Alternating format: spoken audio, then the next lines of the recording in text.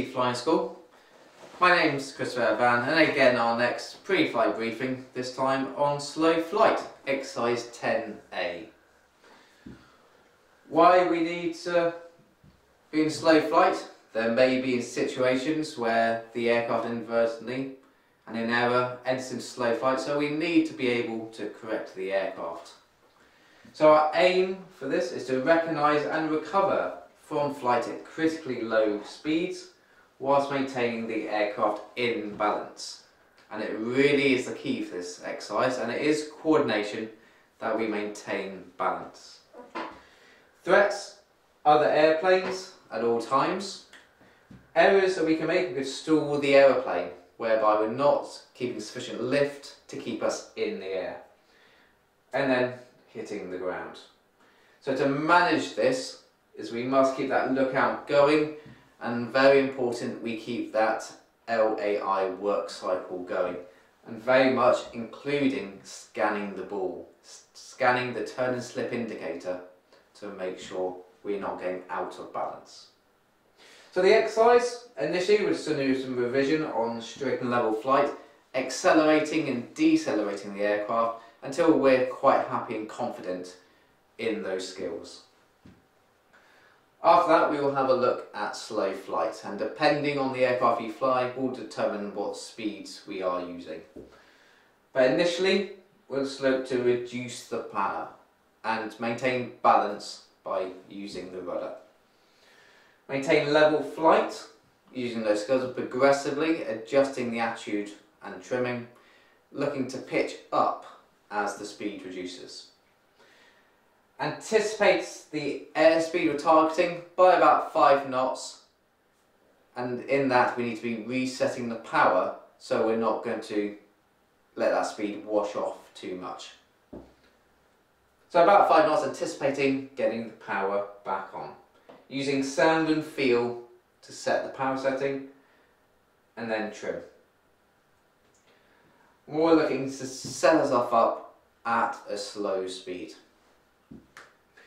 At this point now, very important that when we manoeuvre, we only want to be 10 to 15 degrees angle of bank at a maximum for any manoeuvring. And especially when you're rolling to the right, we're needing more rudder inputs in, slightly more than you do when you roll to the left, due to the torque and slipstream effects. Now you are going to have a slight airspeed drop if we are manoeuvring in a turn, so it's very important that we are scanning the airspeed, scanning the instruments. We're getting a smaller radius of turn as we go, and in case we get a more angular bank, that can lead us towards a stall. So very important that we want to do about 10 to 15 degrees maximum. So to keep us in this manoeuvring, we want small control movements.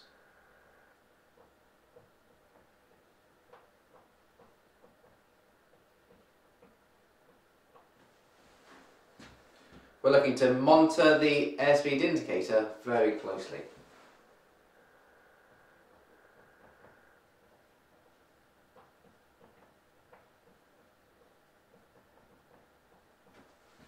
And lastly, we want to maintain balance at all times.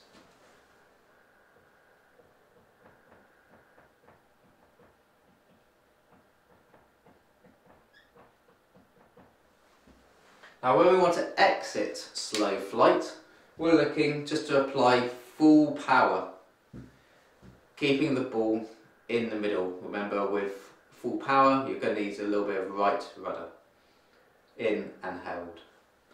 Maintain level flight by progressively adjusting the attitude and trimming.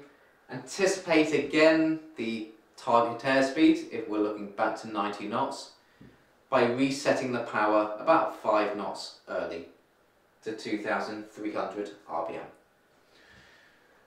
Using sound and feel for that power if we can, and then trimming the aircraft out. Always recommend at the end to do a Frida check to make sure the aircraft is set and stable. That is our slow flight. To enter slow flight, manoeuvring, being very careful with balance and monitoring the airspeed, and exiting slow flight. It's all a coordination exercise with pitch attitudes and control coordination.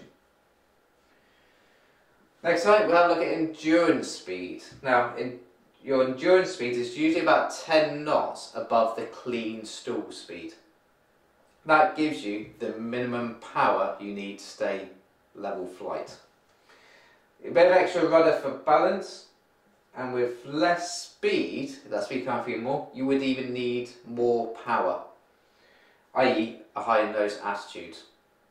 So the minimum amount of power speed equals the maximum endurance speed, the most time we can spend in the air. So minimum power speed equals effectively your endurance. Now lastly, this leads into a poor visibility configuration. Can also be called slow, safe cruise, whereby, depending on the aircraft type you fly, will depend on the speed, the flap and the power setting. For a PA-28, you're looking at around 2,100 RPM, 75 knots and 2 stages of flap. 150, 152, you're looking at about 2,000 RPM, 70 knots, 20 degrees of flap.